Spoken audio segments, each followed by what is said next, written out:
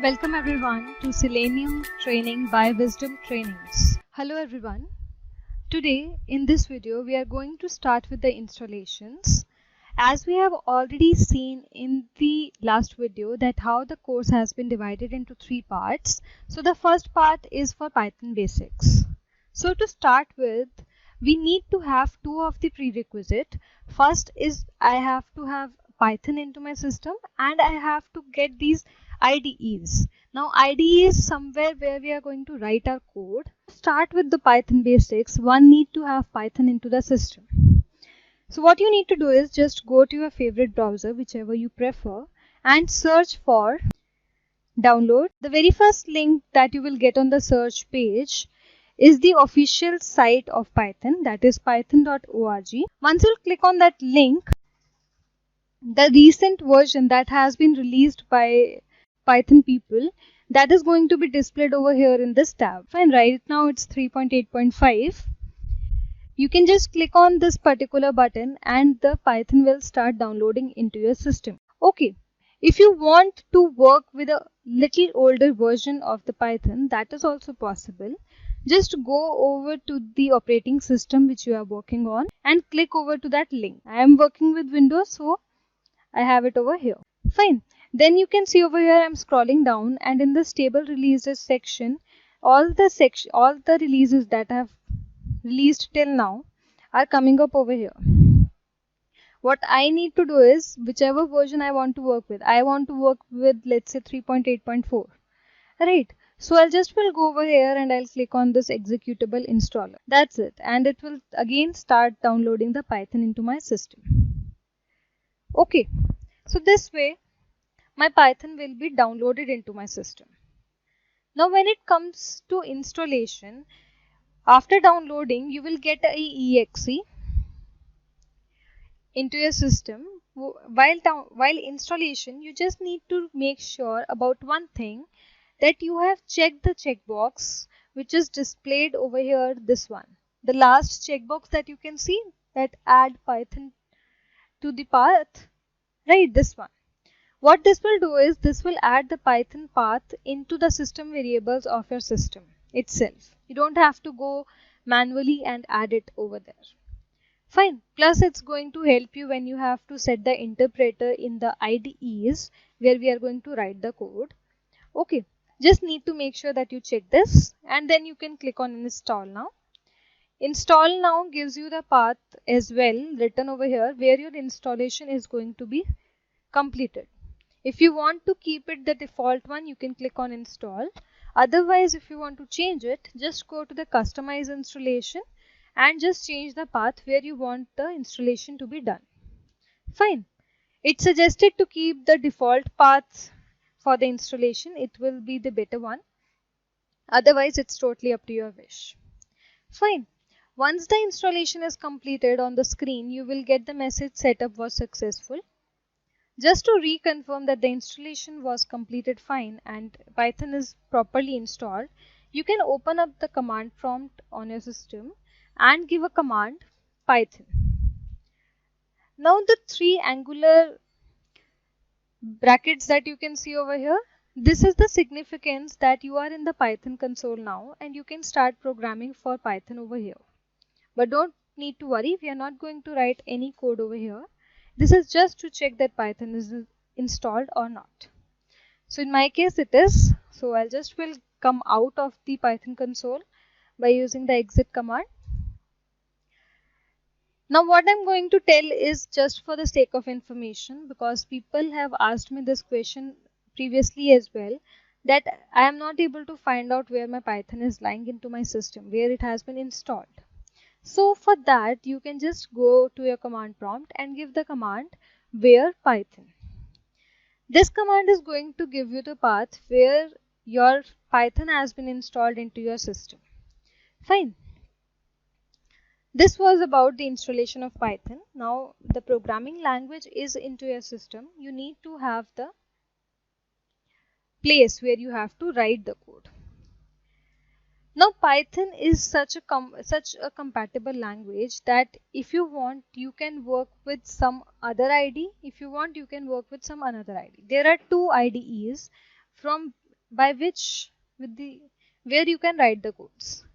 The famous one to work with Python is PyCharm, which comes in two variants. One is the paid version, or you can say the professional version, and the second one is a free version. It's a free version, or you can call it a community version. Fine. The PyCharm is very comfortable to work with because I'll tell you why. I'll just will show you this after the installation of PyCharm IDE is done. So let's just move further to the download part first. Go to your favorite browser again and search for download PyCharm. The first link on the search page you will get is the jetbrains.com, which is the official site for PyCharm. Just click over to that link, and this is the screen that you're going to get like, and the first thing you'll notice is to download. Fine. Now in the download, as I told you that there are two variants in which PyCharm comes, free and paid. So for the paid version, the professional version, along with the Python support, you also get support with the HTML files, the JavaScript files or functions, and the database SQL support. If you want to work in an advanced level, then you can go for the professional version as well. If you just want to work with the Python language into this IDE, you can go simply with the community version, which is free of cost. You don't have to pay any amount to anyone to get it into your system. What you need to do is just click on this download button over here, and the PyCharm will start getting downloaded into your system. Okay. After downloading, you will get an executable file, which is very easy to run for installations. Like over here in my downloads, I have it over here, this one. I'll run it and click on next, next, next, next, next, and my application will be installed into my system.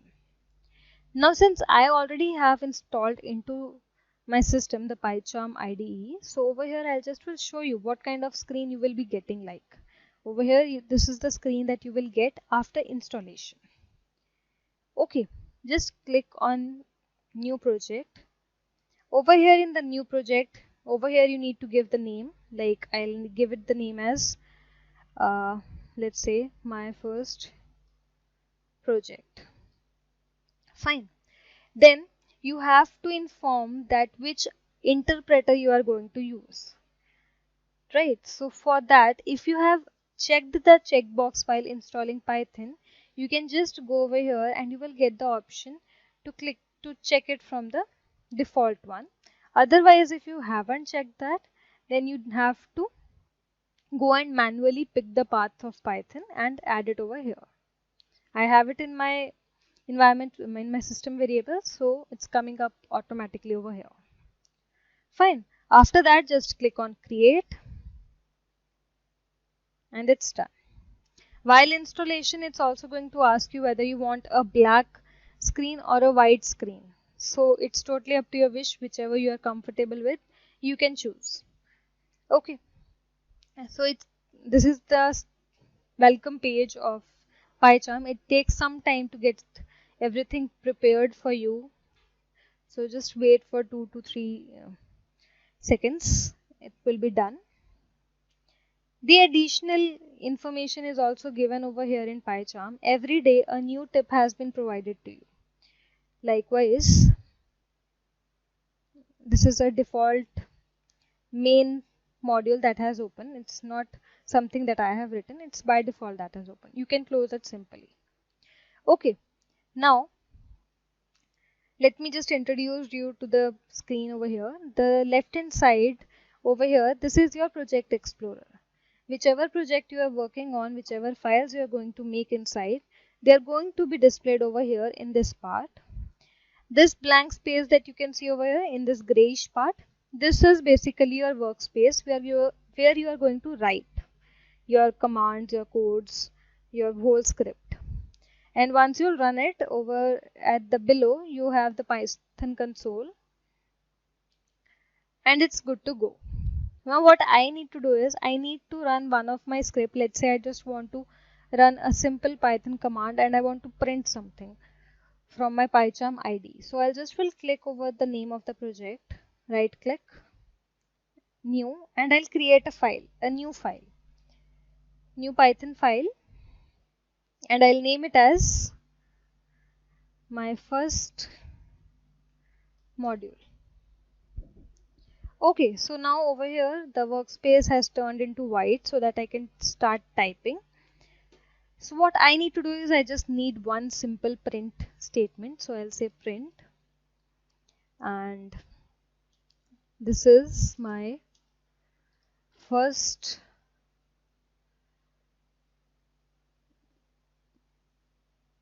code in PyCharm. That's it. That's what I want to be printed, and that's done. Now saving it is simple. You can do Control S, or from here also the options are coming as save as, right? So you can save the file from here. Now running the codes from here is a little different, because every time you will create a module, a configuration will be created.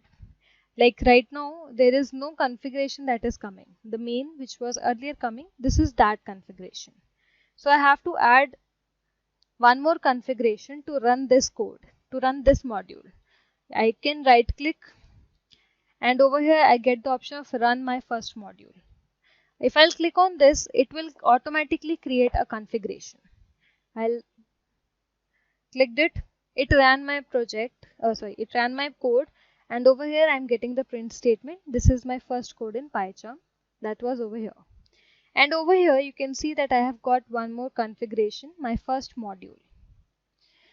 The same way, if I'll create one more module, let's say one more file I'm creating, and I'll name it as my second module. And in this again, I want a print statement again. If you want, you can just do some coding as well, like you want to have some arithmetic operations. I want to have it like a is equals to 10, b is 3. I want to print total of a and b plus. Now I am assuming that you have seen the Python basics, that's why I am doing it directly. This is done. Now one thing in PyCharm which is very helpful, that whichever code you are going to write is going to be perfect without even having any warning, because a little warning will also be highlighted. Like over here you can see that this gray line is coming under this equals to. Why is it coming? Because I need to provide some spaces over here. Now if I'll click, there is no extra warning that I'm getting. It's giving me a check that it's right. Earlier it was giving me a weak warning. The same thing is going to be followed in the naming conventions. You name some class, you name some functions. It has a proper convention that I'll just show you. But for the time, let's just run this and see what comes out to be. So now again, I am right clicking and I get the option of run my second module, the name of the module that I have created. And I get the output over here that total of a and b is 13. And over here I have got one more configuration for my this particular module. So every time you are going to run a new module, a new configuration will be created for that. Okay, so this is PyCharm. This is very helpful and very easy to work with. Also, I was about to show you some convections. So this is how actually the convections are going to come. Like you have to search for everything for function what the convections are. So in general it says that avoid using names that are too general or wordy. Package name should be in lowercase. Module name should be in lowercase. Class name that you're going to have should be having uppercase camel case. That means the first letter of the class name should be capital, rest small. So these convections are going to be over here, and if you are not naming the module class according to the convections, it's going to give you a warning. That we'll see when we'll actually start working with the coding. Right now I'm not going into the coding. It was just for the sake of introduction that how PyCharm works and how does it look like and what are the console going to show you like. Okay, so this was PyCharm. The same way, if I talk about, I have another IDE as well. Usually that another IDE that I'm talking about, it's not generally used to work with Python, but it's famous to work with Java, and that is Eclipse. Now Eclipse is a free version. You can get it anytime you want into your system. It comes in number of variants. I'll just show you, but all of the variants are free of cost. You need not to pay any amount. Fine. So let's just move further to the downloading of Eclipse. Go back to the favorite browser of yours and search for download Eclipse. Okay, the first link on the search page, eclipse.org, the official site. Click on that and the window like this is going, the screen like this is going to open. Now one thing while downloading the Eclipse is that it's not going to give you a specific variant of Eclipse. It's going to give you a full installer. There are different packages, like there are packages for Enterprise Edition, like over here, it's for Java developers. Then it is for Java Enterprise developers. That means web development is going to be done in this particular variant.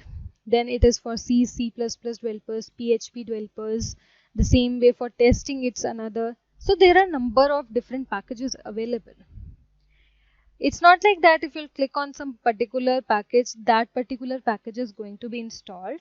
It's just that the whole installer is going to be installed, and you can choose the package while the installation time. So you can get it from here according to your operating system and configuration of your system.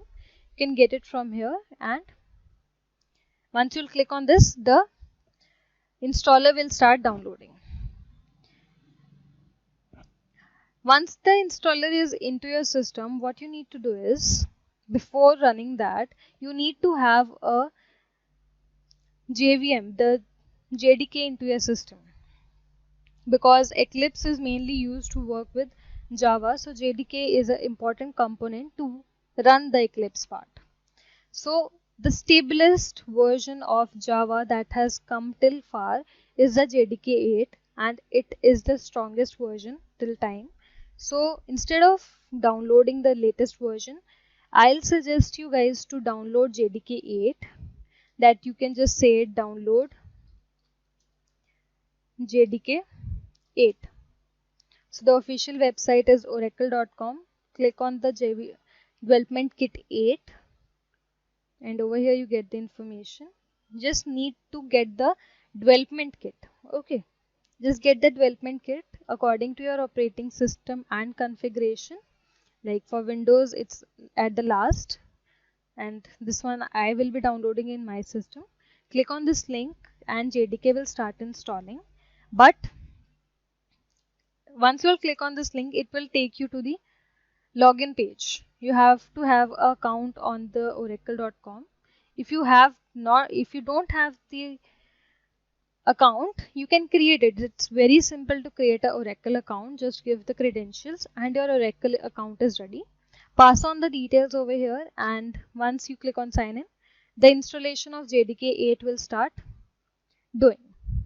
Okay, once JDK is into your system, install JDK first and keep it safe at a place.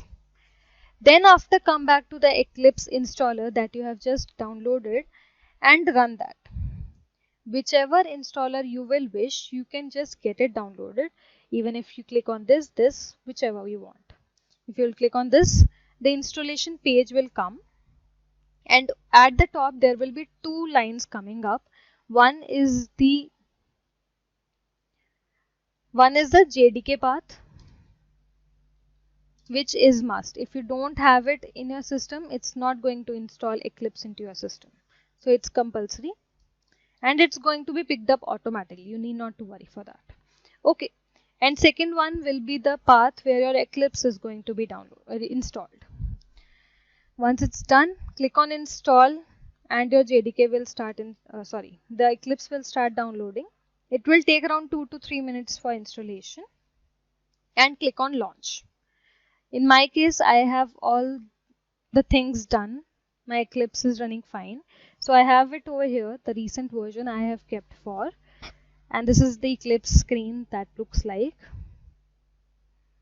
After launching, it's going to even ask you that where you want to store all the code that you are going to write. Like it's going to ask me this way, that what is the workspace which you want to choose. I have chosen my preferable place, and I'll launch my Eclipse. Now, as I said before, that Eclipse is famous to work with Java. So when you will initially install Eclipse into your system, you are not going to find any Python option in Eclipse. I'll show you. Just wait. This is also the same kind of structure that is in PyCharm. At left hand side, you have the project explorer. Over here, the blank space is your workspace, and below is the console place. Okay, now I'll click on new. In the list, you will see that I don't get any option to create Python project.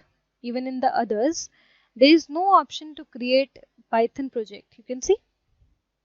So that means I cannot work with Python right now in this IDE. What I have to do now? Need not to worry.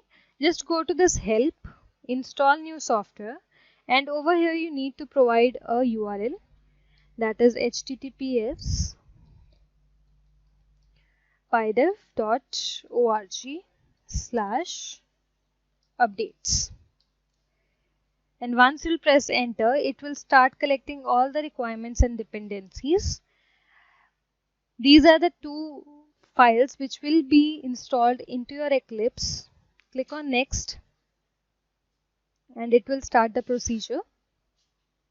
Again next, accept the conditions, and finish. Once you click on finish, the software is going to be installed. Those files that I have shown you will start downloading into your Eclipse. Over here you can see installing software. So it will take a while. It will take around 4 to 5 minutes. So you have to wait for that time.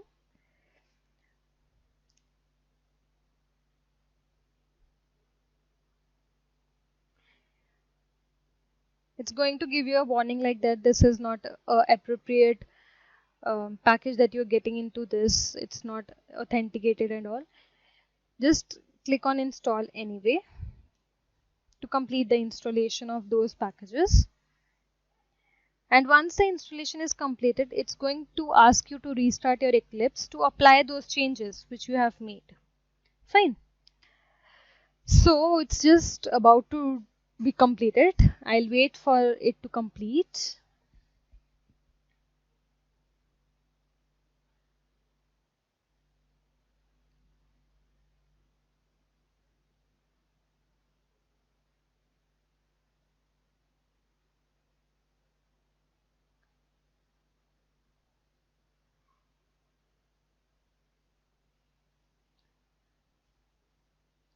Okay, so installation is completed. I just need to click on restart now, and it will restart my Eclipse with the changes applied.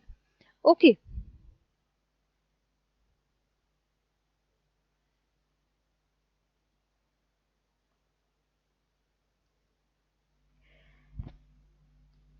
So just wait. And over here, I have my Eclipse open again. Now if I'll go to this new option, in the list I still will not find it. I have to go to others. In the others, you will find the addition of a folder, that is PyDev.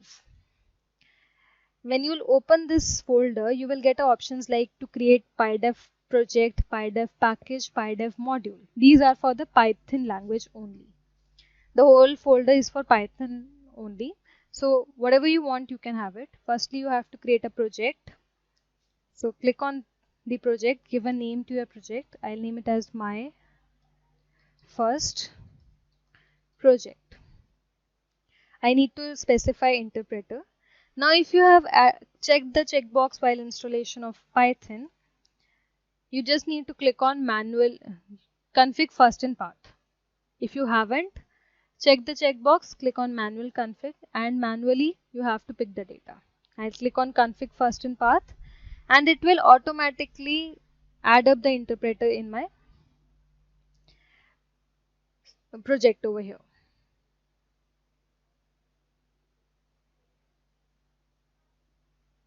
So it's going to take a while, like around 1 to 2 minutes. Once it will be completed, you will yourself only see the change in the window, this window that is coming up. Okay.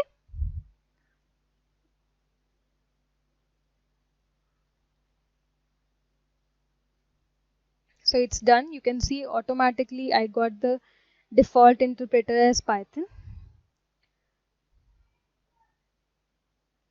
And that's done. My project is completed. I need to click on next and finish. Okay. Now my project explorer is ready. The same way we have created new modules in the PyCharm, the same way I have to do it over here as well. Right click, click on new, and here is it. I'll create PyDev module and I'll name it as my first module and finish. Okay.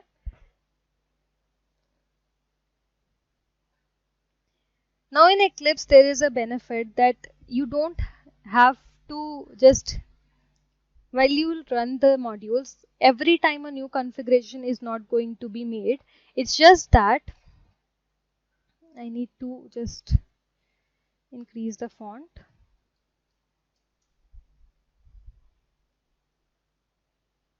Yeah.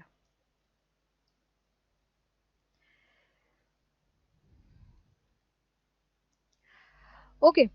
Every time you will run the module, new configuration is not going to made. The same interpreter is going to run every module in the project that you have given. Okay, so let's just say again I'm having the print statements. I have it like print. This is my first module in Eclipse. I'll save this. Control S is fine. You can run it from 3 different places. Right click over the workspace, run as Python run. And this is the output on the console. You can also click on the module name, run as Python run. Also you can use this button over here, this run button, and the same output is coming in the console. The same way you can create a number of modules over here.